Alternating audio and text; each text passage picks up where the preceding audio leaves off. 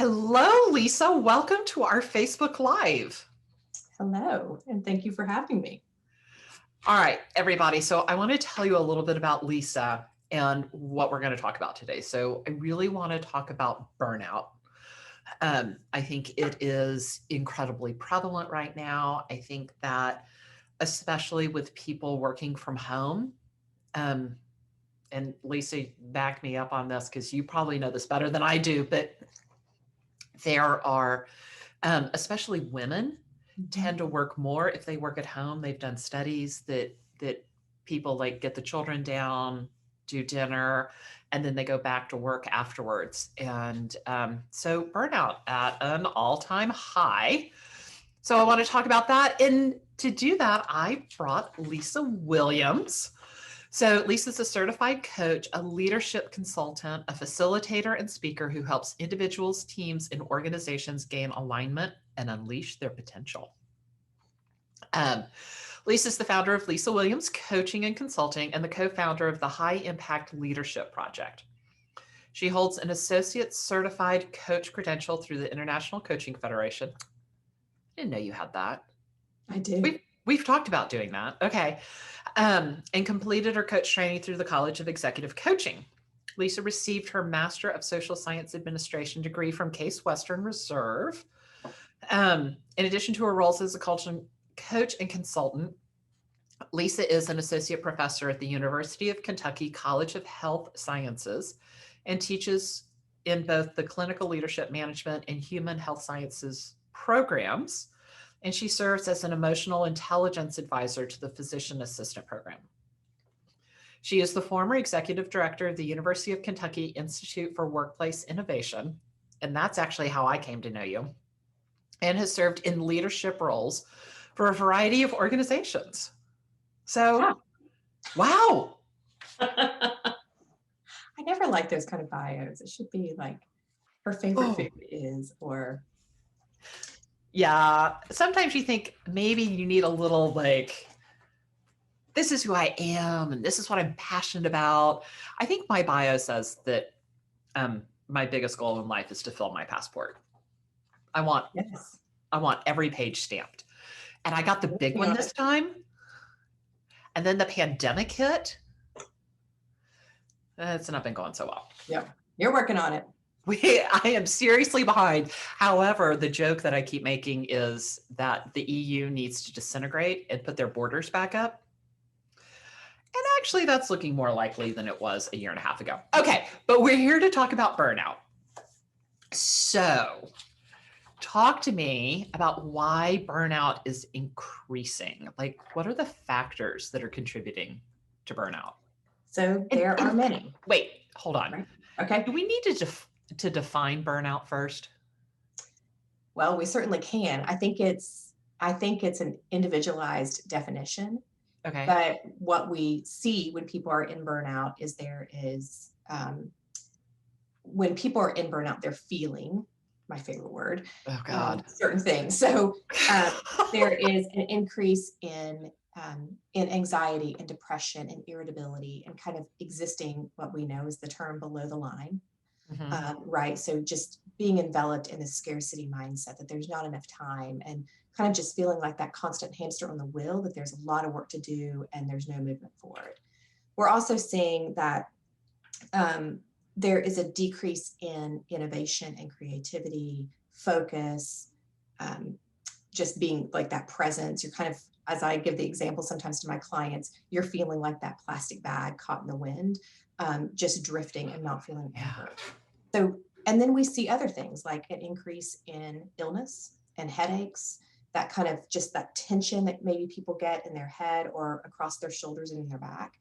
And so, and burnout is because really we're existing in a place where we have depleted our energy reserves and where we're operating at a low battery or no battery. We're operating beyond what our capacity is. Okay, so you mentioned something that I love, so I want you to go into it a little bit more. You talked about being above the line and below the line. Yes. Can you explain that? Because that is absolutely something that is part of the lexicon in our company.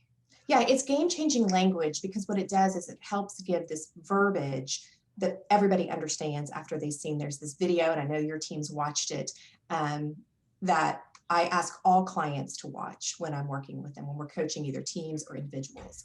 And it is an awareness of how our behavior is showing up. And so sometimes we show up above the line, and that's when we're in our higher self. We show up when we've got creativity. We believe that we've got all the time we need, or all the money we need, or all the knowledge we need to contribute to our goals. We operate in a place of abundance. We are looking at life as fun and fulfilling, and we're optimistic. And our ego is quieted. When we're existing below the line, and we're pre-wired to go below the line, but when we're existing below the line, that's when we don't have enough of anything. That's when we fall into kind of this victim space, that things are happening to us all the time and we don't have control over it, where we are really finding comparison and competition instead of collaboration, and where we just are like, it's when we're at our flattest and our lowest, and we can't exist. We barely survive. We definitely can't thrive when we're existing below the line. And so an important part for anyone, for when we're leading ourselves or leading others, is to be mindful of what it feels like when we're below the line and what our triggers are to take us below the line. And then what we need, what's my 3 S's that I love. Oh my gosh, you and the 3 S's. Our space, support, and structure, what we need when we're below the line to go above the line. And sorry, maybe we can link that video. Well, that was what I was going to say. So I'm sitting here as we're talking, like absolutely searching for it. But I think you can go to your website and you have a page where you can link to it, right? Yes. And I happen to know this, so I'm just going to say it. It's lisawilliamscoaching.com/energy audit. So you can go to that page and there's a link there, because I was like totally searching for it. And I'm like, what's the link? And I thought, oh my gosh, they can just go to your website and get the link there. Yes. I think it's a great, it's a great thing. And like you said, it gives you the shared lexicon. And have you said everything you want to say about the 3 S's? For now, I have. For now, you have. Okay. All right. So let's go back to where we were. Yep. And burnout is increasing. So we know what burnout is.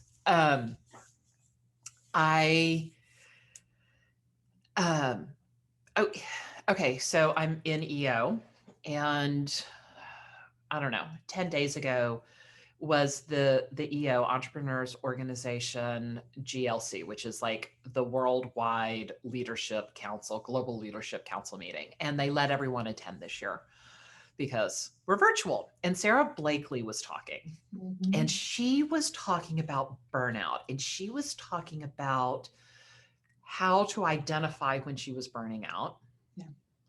And how to fix that. So I'm gonna kind of put that in there, and then we'll come back to it later. And I'll, like, as you say things, we'll kind of tie it back to that. How does that sound? Sounds great. Okay. So what are the factors that are contributing to a higher burnout rate? So we have factors that are always contributing, and I'll share those. And then we're compounded after navigating a year of a pandemic. So the factors that are always contributing to burnout are things like unclear job expectations, conflicting priorities. So that may look like high pressure deliverables at work, but also really time sensitive, urgent things that are happening outside of work with our family or with others. Working too many hours and feeling like there's zero flexibility. Okay, so that's interesting. The zero flexibility is a big thing. Yeah.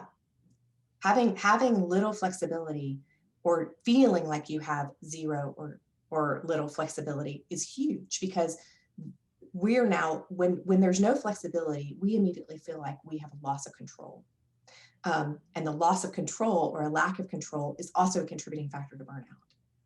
Then things like, because that was something that, so you and I were in a meeting yesterday, And one of the things I talked about was my calendar and how I like to have empty space on my calendar. And somebody on the team was so awesome. They're like, well, block that time. Totally logical. Yeah. Block your free time. And then I look at my calendar and all I see is back to back to back to back to back. And I have that exact feeling of there's no wiggle room. Yeah. There's no room for creativity. There's no room, like even now it's making you go. And then the power, and this will head us a little bit to where we're going to go.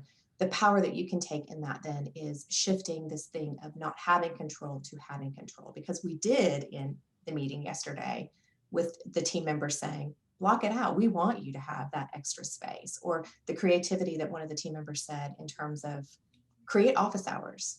So then we know to come to you at certain times. I think I need to color code my calendar so that Yes. it's not all the same color, because I see that same color and I see the rigidity in that. Yes. And yes. if my blocked free time was, say, pink, so where I could be creative and free, that might be a little easier. Yeah, and the lack of control piece is really interesting. And we're going to find that not just when we're talking about burnout, so taking a sidestep for a second, we're going to see that really with anything. That's the lack of control is going to be one of the things that puts us below the line. We know that being below the line yields an increased risk of burnout, but it also yields, poor communication with others, which yields a risk of burnout. But really, if we could peel back the layers of lack of control, what's sitting at the center is respect. And I think that is always something that we're feeling. We're really trying to protect respect, self-respect, and respect from others, and we can easily feel threatened by it. So control is a piece of that too. It's a piece of that. That's well, and I think place so many entrepreneurs have that control issue. Yeah. They got where they are by doing it all themselves, by being in control, and then they're growing to the point where they need to let go, and that is really tough. Okay, so we're going to get back on our path. Yep. So other things, poor communication, that just poor communication that's happening within the workplace, either not giving proper communication, not having crucial conversations, and so you're kind of just feeling it all the time, the stress, or feeling like you're not getting the information that you need to properly perform. Well, and toxicity in the workplace. Yep, go ahead. Sorry. That's really something that, as the management team, with everybody's team going home, you have to make a really concerted effort to push information, because you can't walk through the office anymore and just chat with people. Things don't come out. No one's leaning on anybody's door. So you've got employees that are feeling isolated because they're not with the group. And if you're not consciously pushing out a lot of information, now they're feeling isolated because of lack of information. Yeah, and now is the time, I mean, especially at the beginning of the pandemic, but now is still this time where we're still having this relationship with change about something that we're not familiar with, even though we're a year in with it. And so these are the times we're giving more information, even if it's not the full information yet, even if as a leader, you might not know all of the answers, you want to give the information that you do have. Because another piece that comes into the communication is when we're operating with little information, we start to narrate these stories of assumption. And that takes a lot of our energy, and it depletes our energy reserves fast. And so we don't want to be existing in that space, and we don't want our teams to be existing in that space. Well, and the story we narrate is 99.99% of the time not the real story, right? Absolutely. So we've spent a whole lot of time and energy on something, and we've created a narrative in our head that's false. A narrative in our head that's false and that we're projecting onto someone else, right? I love Brene Brown says, use the language of the story I'm making up is. So you're owning that story. You're not saying that somebody else is telling you this story, because they're not telling you that story. Oh my gosh. Another thing that leads to burnout, there's many things that I'm not stating, but these are kind of the top things, is not taking a vacation. And we already knew that any given day, around 25 to 35% of American employees leave vacation days on the table. We saw a significant spike in that during the pandemic because People You couldn't couldn't go travel. anywhere. So they didn't take vacation days. And I will encourage organizations to do vacation audits, not as a way in any punitive style, but in a way to see if employees are taking vacation. And when I talk about vacation, because it's going to come up again, I'm not talking about working remotely in some exotic location, or, I'm talking I'm good about at that. taking a vacation and tuning out of work for a while. It's a necessity, and organizations can audit that. Again, audit sounds like a scary word, but I'm saying it now as a permissive, like a really good word to help encourage accountability of vacation taking. I know that that's so hard. I go on vacation all the time, right? Like the amount of time I'm out of the office is huge, but I'm always connected, right? I'm always on my phone. I'm always answering email. I'm always doing that. And I went to Africa about a year and a half ago with a group, and the leaders of the group decided that we weren't going to have internet access. Good. And so there was internet at you know, at the safari camp, and they wouldn't give us the password. And it was so funny because someone's like, there's the internet. and and the leaders are like, yeah, we're not giving you the password. Yeah. And that was so cool. Well, and we know research tells us that when employees take vacation and they really take vacation, they come back energized, they come back with a creative lens, they come back with increased motivation. But when employees take vacation and they work remotely, they come back more depleted. They come back with some kind of bitterness because they didn't get the time off that they wanted. And so it's really important. We need times to unplug. Like we plug our cell phone into charge. Mm-hmm. What we need as humans is to unplug to recharge, and it's necessary. And I know we talked about selfish yesterday in your team meeting, and we're going to talk more about that, but it's not selfish to do that. It's important, especially for those of you who are leading organizations. It is vital for your leadership to unplug and renew. A couple of statistics that I wanted to share. There's a lot of research that's happened around burnout since the pandemic started. And there's some pretty fascinating things that we're seeing. Because we talked about those factors before the pandemic that still exist, but now we're living in the state where we're kind of there's always some rumbling, right? And we've navigated a lot this past year. Yeah. And we're in this world that's always changing. It's uncertain. And as soon as we feel like we've got something settled, there's another disruption that's happening. And then we've got the factors compounded with, as you mentioned, especially working mothers, but even working parents and just existing in a pandemic, that we're wearing these multiple hats. And we don't get to, before maybe we would work for a certain period of time without disruption. Our disruptions are increased dramatically during this time. And then we're sitting in front of a computer for hours on end, and we're just not programmed to be able to do that. And what we found, so this is what research that started in around September of 2020, and that's continuing now, is saying that, I'm looking at my numbers here, 69 to 77% of employees indicate that they're burnout. 69 to seems 70 really high. % are burnout. 40% of those numbers are saying that their burnout is directly associated with navigating a pandemic. Well, I know that navigating the pandemic has been hard, and it's shown up in weird places. I thought I was doing great. And I went to get my hair cut in, like, I don't know, October, November. And I said something, and they're like, oh, yeah, you've lost some hair. But every single person they had seen had lost hair during the pandemic from that stress, that you didn't realize that it was just there, and you thought you were dealing with it really well, and your body was dealing with it by shedding hair. Yeah. That's why your ponytail's so small right now. Well, yeah, it's showing up in lots of different ways, and it's individualized for some people, or it's individualized for everyone. That's what individualized is, not for some people. We're finding too that before the pandemic, 4% of full-time employees worked from home. 4. And now it is 40 to 60% that work from home. Wow. full-time. It just works different. And we don't have the connection that we had. You spoke to that already. You can't pop in somebody's office and ask a question. We're not having meetings and those lunch meetings and a lot of things that we didn't realize were part of our renewal plan. We're part of our sustainability plan. We're part of boosting our energy reserves. And we're existing in a lack of that right now. And that's depleting. So I talk about billable hours a lot, right? Mm-hmm. And in an 8-hour day in an office setting, I say you can't bill 8 out of 8 hours. There's what I call frictional time loss. And they have noted that billable hours have gone up as people have gone home. Mm-hmm. So what I don't know is whether people are working more than 8 hours, which I think they are.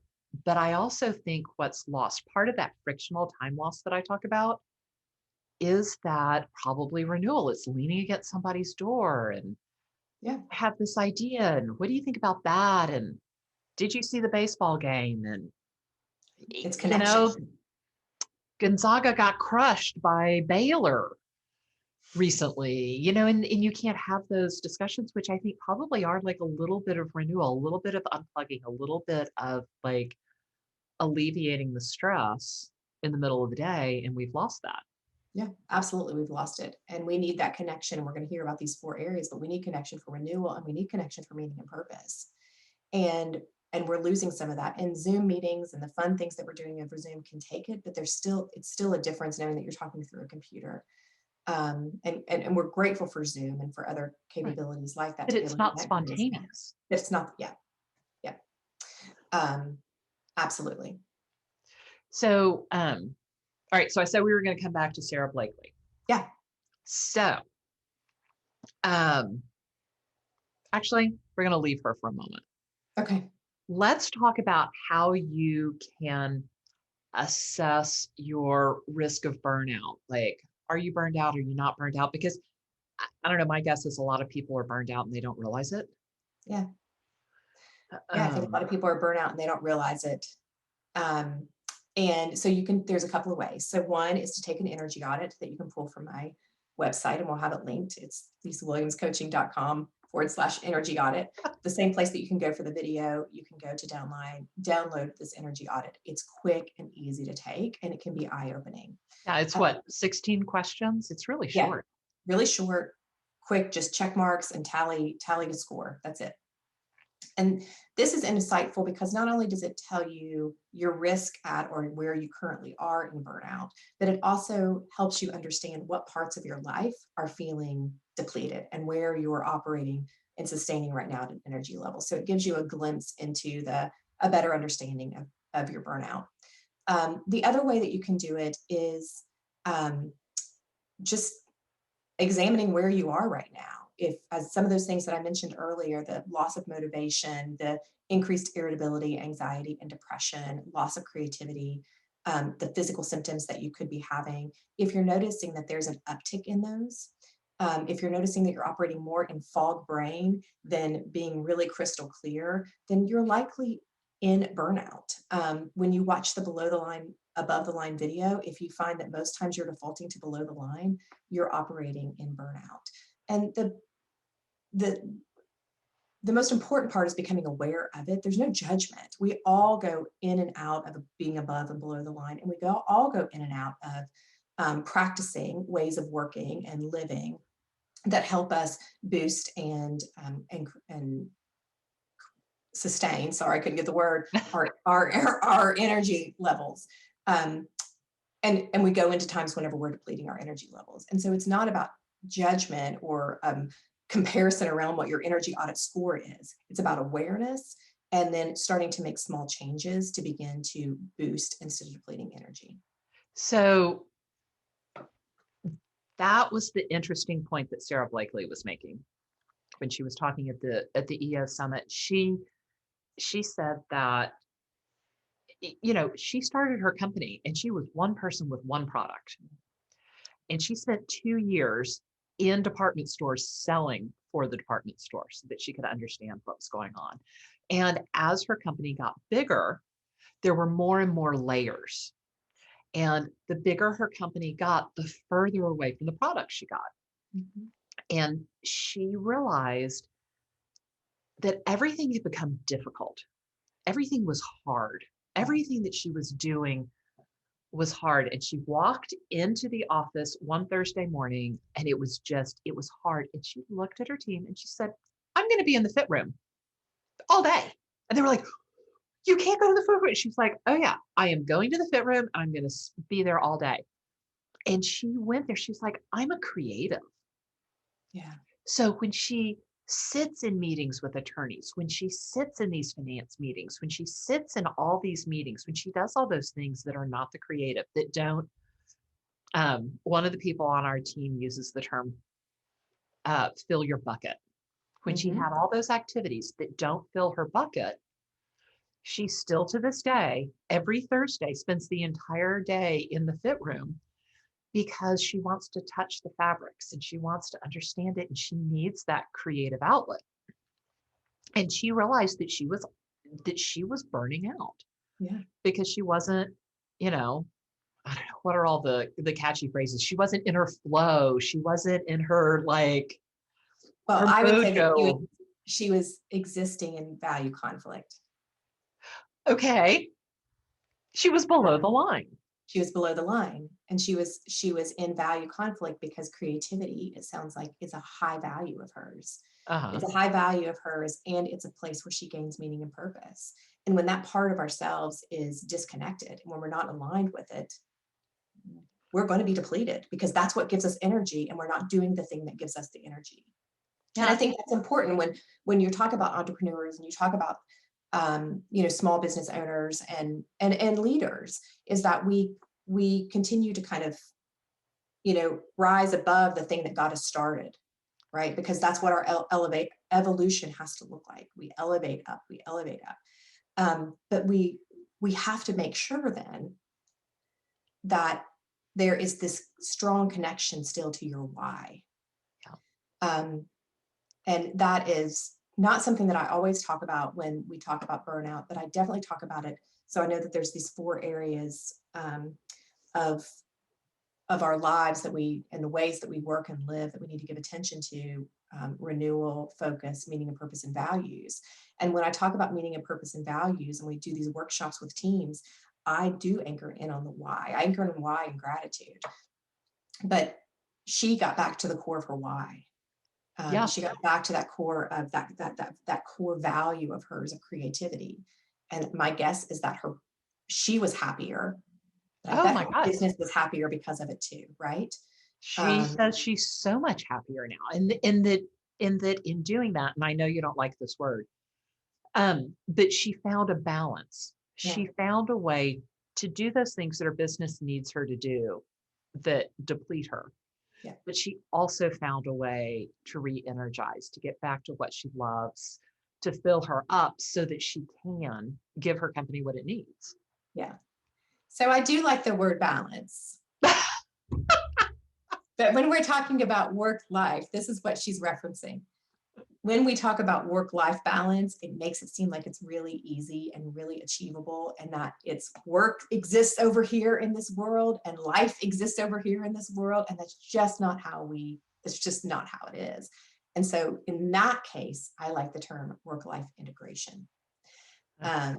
So that's what she's meaning. I do like balance. So it sounds like Sarah has done a great job of finding that, and she's finding balance in her roles, right? In the role of creativity, in the role of visionary, in the role of leader. Okay. So I know, because I've known you for a while, this is not our first conversation, that when you go through and you take the energy audit, it gives you a lot of information. And you say, take that and create a personal sustainability plan. Yeah. Okay, what is that? And and how do you kind of do it? And yeah, because I haven't been very good at doing that, have I? Well, we're going to work on that. Hey, my nails are painted. We're going to work on it. But so the personal sustainability plan is looking at your energy audit and identifying if you need to create a prevention plan or if you need to create a pitfall plan. So for those who are operating, who score small numbers. So that means that you're doing really well at creating energy reserves. You want to create a prevention plan. You want to create a plan to safeguard what you're doing already so you don't fall into energy depletion, right? That's the prevention plan. For those of you who, when you take the energy audit, score high, you're going to create a pitfall plan, because that means that you're in energy depletion and we want to pivot that pitfall and get you back into building energy reserves. And I'll tell you from personal experience and from working with clients, it's better to create a prevention plan than a pitfall plan. But there are always times when we create this pitfall plan. So when you do your personal sustainability plan, you're either thinking that, am I creating prevention, or am I kind of recouping from this pitfall? And in the personal sustainability plan, you're going to look at those 4 areas: renewal, focus, meaning and purpose, and values. And you're going to identify which of those areas you currently have the highest number of scores, because that means that that's the area where you have the quickest risk of burnout. And then identify for the plan right now, it's to identify one thing that you can start doing, stop doing, or do differently. So you're not talking about overhauling everything at once. No, right? Because that's just going to send you further into burnout. It's not going to be sustainable. And we're looking for easy, small wins for long-term gain, right? I'm always going to be about simple, small wins for long-term gain. And so I can give some suggestions. You want me to do that? Yeah. So some of the things that I know that have been kind of quick fixes. I talk about focus, a couple of quick things. I love the Pomodoro technique. We talk about that at CathCat. Yes, often. which of course I keep calling the tomato plan. I'm like, what's that thing? The tomato plan. My team has now learned what I'm talking about, because I can't talk about ever. So it's about work bursts. Tomato sauce. I don't know. About work bursts. So being highly concentrated in focus for a short period of time. So 25 to 60 minutes, depending on if it's an easy task, you can go to 60 minutes. If it's a hard task that really takes your mental capacity, then you want to shorten it to maybe 25 or 30 minutes. And then you set a timer for renewal. And that renewal is doing something that boosts your energy. Yep. And I want to talk about this because this is still, all right, full disclosure, I haven't done it. People on my team have done this. They found it to be very helpful. And I listened to you say, take a difficult task and only spend 25 minutes on it. Yeah. And I realized that there are some difficult tasks.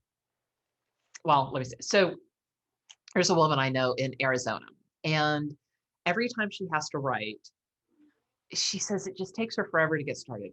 First, she tidies her office, then she cleans her whiteboard, then she goes and she gets her tea and she does all of this. And she used to think she was procrastinating. And at some point she realized that that was her prep. That was the way she got into the mindset to be able to write.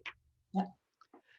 I realized that there are things that it takes me a while, because they're not easy, because they are hard. And it takes me a while to kind of get into it and get started.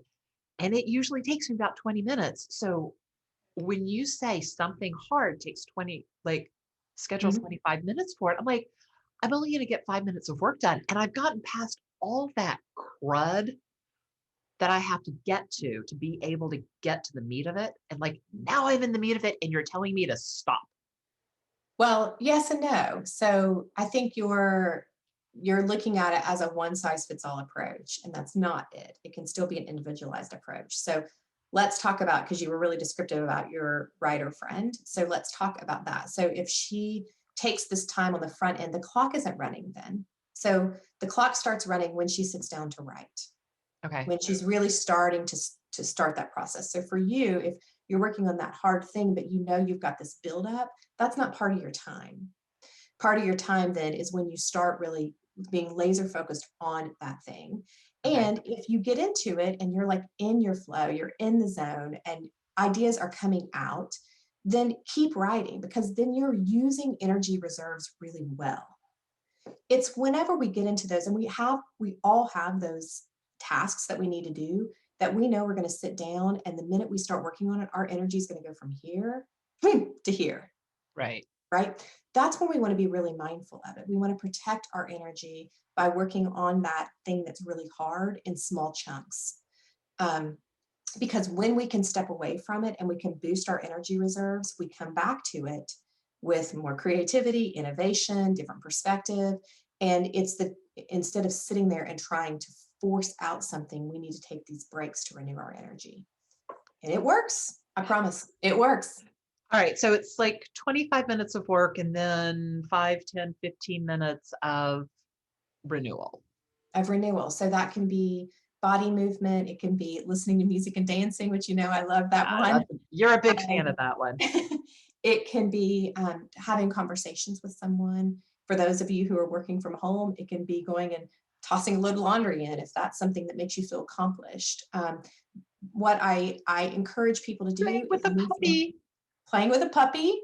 I don't have a puppy. I'm looking for a puppy. If anybody has when a you lead get that puppy, you're going to be happy about this Pomodoro technique. You're going to thank me for this then, because you're going to say, thanks for that time to play with the puppy. But anything that boosts your energy, you want to avoid shifting from one really hard task to say, okay, I'm going to work on this project, and then in my work break time, I'm going to work on this project, or I'm going to get on social media and kind of just numb. You want to avoid that for all of your breaks. If you do it a couple of breaks, that's okay. But for all of your breaks, you want to avoid that. You want to do something that is going to boost your energy. Okay, so it's interesting that you say not to get on social media because that's numbing. Yep. Can you explain that a little more? Well, I can explain it a lot more. It depends on how much time we have to explain it. We don't have too much time.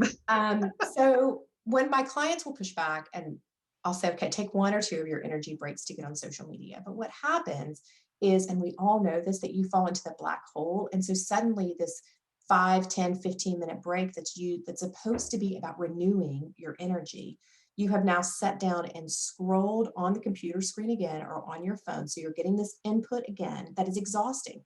We are not programmed to be taking in 8, 10 hours of information and through a computer screen. It is part of the burnout plan when we do that. And so when we shift from working on a computer and we shift to picking up our phone and scrolling, and then we find out that we're looking at a friend of a friend of a friend of a friend of a friend's Facebook page, we're not in a renewal space. We're in a numbing space, and we're going to come back to the assignment that we were working on with if not lower energy.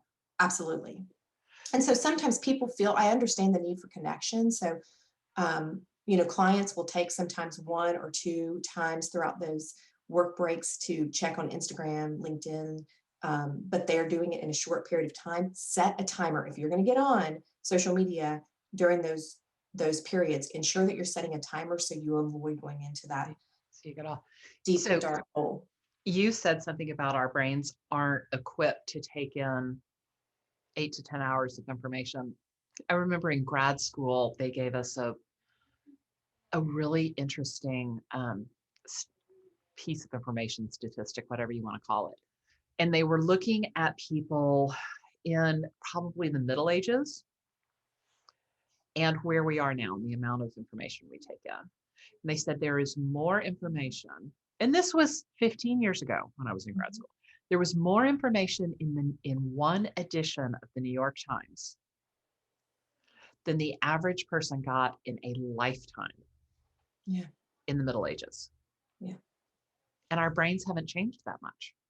Our brains haven't changed that much. And so we're sitting on computers with sometimes multiple screens with lots of tabs open, a computer that's pinging, phones that are, the computer's pinging.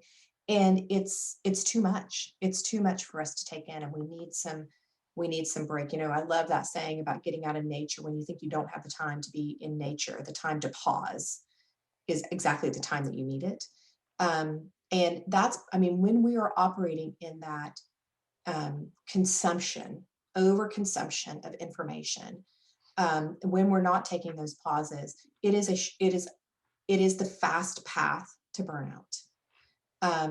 And I talk a little bit too, a couple things that I want to talk about in this personal sustainability plan is about boundary setting. So I talk a lot with clients about setting boundaries and recognizing that setting boundaries is not selfish.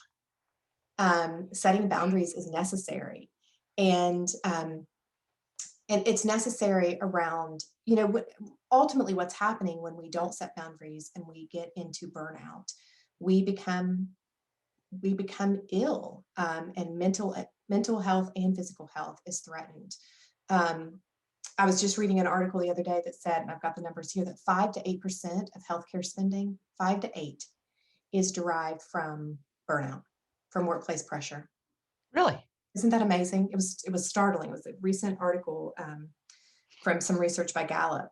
And so boundary setting is a sustainability necessity. And we can set boundaries and be really kind and soft about our boundaries. I think a lot of times, especially as women, we think that if we set boundaries, then we're being too forceful, too abrasive, too assertive. And they're a necessity for all of us. And the other thing that I wanted to talk about quickly, and I'll get off my soapboxes, is about this idea of, do you know what I'm going to say? No, I don't actually. Filling and filling. So I got to Oh, start. yes, I say filling the and same. filling. The thing's the same.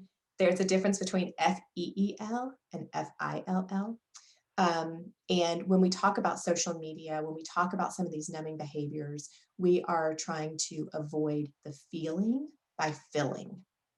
That is what happens when we fall into workaholic mode, when we fall into numbing behaviors, whether that's lots of social media, lots of Netflix, lots of alcohol consumption, any of those things. And if you're in that path where you see that you are filling your time instead of feeling, that's a huge indicator of risk of burnout, or that you're in burnout, because for a variety of reasons. But that's another indicator. And what happens then when we get into burnout is we then feel more than feel. And getting to that place of feeling can be part of the sustainability plan. That can be for another chat, but. All right. So let's kind of start to wrap up a little bit. Yeah. So we talked about what burnout is. We talked about why it's increasing. Mm-hmm. You gave everybody a way to assess their risk for burnout. And you've talked about a sustainability plan. What are the 3 kind of fastest, easiest things people can do today to boost their personal energy reserves? Yes. So we were starting to talk about that. So I've got many, but I'll give 3 because that's what you asked for. One, all right, you can do 5. Trying the Pomodoro technique. So trying to work in work bursts. So whatever that time is for you, and you're going to have to play around with it to get the right amount of time for different projects. But trying to set a timer to focus clearly. So turning off the pings, turning off the phone, and setting a timer to be concentrated on the one task. Multitasking is a way to burn out. Monotasking is a way to increase energy reserve. So you want to work in monotasking as much as possible. So Okay. Pomodoro technique, work for a short amount of time, take a short work burst or work break, and go back to your work burst. Another way is taking a vacation. So we talked about that.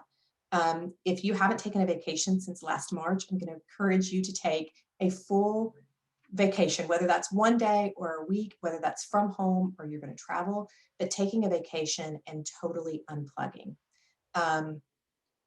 Because we're seeing that lack of vacation days dramatically increase with people not taking them. Working on setting boundaries and communicating your boundaries with others. So we started to do that a little bit with CathCap yesterday, but getting back and identifying what is it that you need to make sure that you're renewing or anchoring in your meaning and purpose during the workday. So setting boundaries. And then which one do I want to pick as the 5th? You can, it's too much to get into, but I think one of the biggest things that I get whenever I talk about sustainability or whenever I teach sustainability workshops is what I introduced to you all yesterday, the task list versus the to-do list. And it goes into focus of finding just a few things that you really want to get accomplished in a day, instead of trying to tackle your entire task list and feeling like you're not getting any wins. Yeah. So The you other thing that you say can do, make a task list and then pull 3 to-dos over. pull 3 to-dos over. And when you read any work by productivity coaches, productivity experts, they all indicate find 3 things. There's always the 3 things. So I even gave the example, I know yesterday with your team, that the full focus planner that I use, from Michael Hyatt, talks about 3 things. I used to use the day designer planner. It was talking about 3 things. The other thing that you can do is hire a coach. Many coaches, including myself, will support individuals in creating sustainability plans and helping them work to boost energy reserves and stop depleting energy reserves. All right. I have one thing that I want to say, and we only have like a couple of minutes. I think a lot of entrepreneurs wear a badge of burnout with pride. Yeah, yeah. Yeah, we used to have this, I don't know how the story got narrated, that the harder you work and the more hours you put in, the more successful you are. And what I find working with leaders who have had that mentality and they have completely fallen flat on their face, either because they've gotten incredibly ill, or they, whatever physical um, or mental or emotional health crisis they fell into, they learned, and they're rewriting the story of success, meaning that success is about that balance or that integration that we're looking at. And we talk with organizations, we look at financial sustainability of organizations, right? We're looking about how our finances, how we can have sustainability to have the organization for the long haul, right? We might look at environmental sustainability. What do we need to do to ensure that our environment continues to provide for us, and that we don't deplete our resources? But rarely do we take the time to think about that as our human being sustainability plan. And we're spending our energy much faster than we can renew it. So what would happen if that was your bank account, or that was our environmental resources that we had? If we're spending them much faster than what we can make up, eventually that's going to just be depleted and not exist anymore. And it's the same with us. And so shifting that story to seeing that as leaders, as entrepreneurs, you are if you are the biggest asset of your organization. And so you have to have a sustainability plan for yourself. So shifting out of that working hours is the big badge. Now it's about balance. Instead of saying, when people say, how are you? And you say, I'm so busy. What if the answer was, I'm so balanced, right? Yeah. And we need societal permission for that to be.